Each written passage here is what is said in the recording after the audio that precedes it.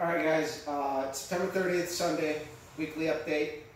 I got the big block Chevy done.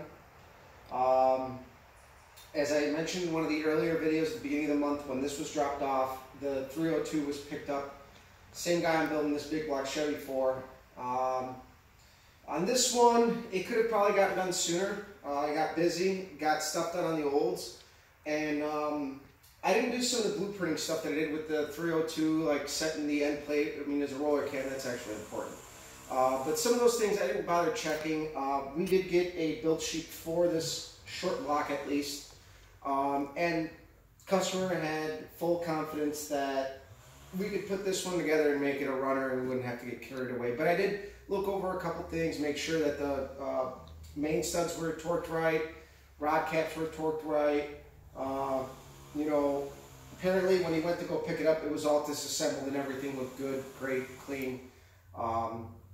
He got a pair of cylinder heads with it, which I don't know if they ran these cylinder heads on the short block. It's got two different shades of orange, but I think they just gave him a ton of parts. So we had like wrong push rod lengths, and there's like one crane gold rocker arm. If the camera woman comes up here, I'll show you guys a slight difference. Look at this, it's a 1.7 compared to the Scorpions. That Scorpion is bulky. The polylocks that we got were about 0.2 of an inch shorter. They were hitting the body. And you could see where I kind of galled them up a little bit, just trying to keep the push rods in place because it was a little late in the game. And I had to flip the engine over to button up everything else. I also did have to helicoil one of the rocker arm studs. That was done last night. Somebody else probably ugga-dugga it in there and cross-threaded the shit out of it. And I, of course, when I went to go take it apart, because we had to go to 3/8 guide plates, I found that one that was pretty bad. So I helicoiled it. You know, I got the intake on it today. And this thing should run pretty good. It's got a Lunati Voodoo cam in it. It's going to be about 10-to-1 compression. It's a 463. Should really pack a nice punch for that big boat of an Impala that we're sticking in. It's a 69. So this one, we're actually going to try to do the swap next weekend. We're going to pull a 427 that wiped out a cam next weekend and at least get the engine and trans installed and chip edit during the week. That should be pretty straightforward. The car is very clean. It's been restored. So it should be relatively easy to do, and then break it in, and this one's done, so long as everything goes right. So now on the olds, I had mentioned that I had brake problems where the brakes weren't biting as good as they should have. I am running a stock 1-inch bore. I did do all the correct parts for the manual conversion from power, but they're drum brakes. So you can only roll them so tight. I got them pretty good. They're not bad.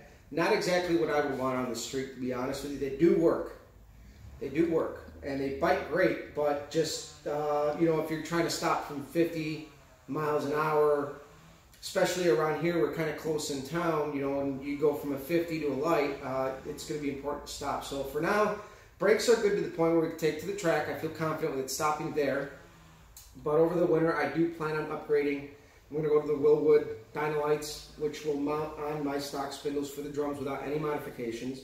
And I'm going to go to a 7/8 bore master cylinder and set up the proportioning valve and everything. And I think that's going to be the ticket, considering I do drive this on the street a lot. But everything's been running good. Driven it a couple of times, beaten on it at work. The thing runs great. I do have some carburetor tuning to do still. I have not gotten to that. I actually called a buddy of mine who's amazing with carburetors. And, you know, I asked him, I reached out to him to see if he wanted to modify this one and set it up for the engine, and he suggested to me to get it figured out before any modifications get done. Make sure it runs good as is.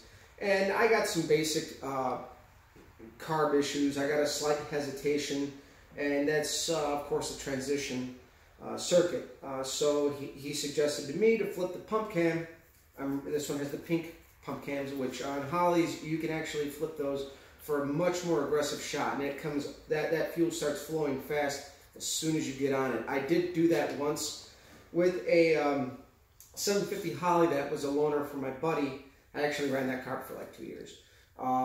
But it was a 750 double pumper. I ran that in the last combination, and that's all it took. It was just flipping the pump cam, setting up the idle, and it ran great. But this thing packs a punch, and I do plan on hitting the track probably in November. October's going to be a little bit busy for us. Not necessarily here in the garage, but I got house projects I got to button up, and I got prior commitments I got to take care of. So probably not until November.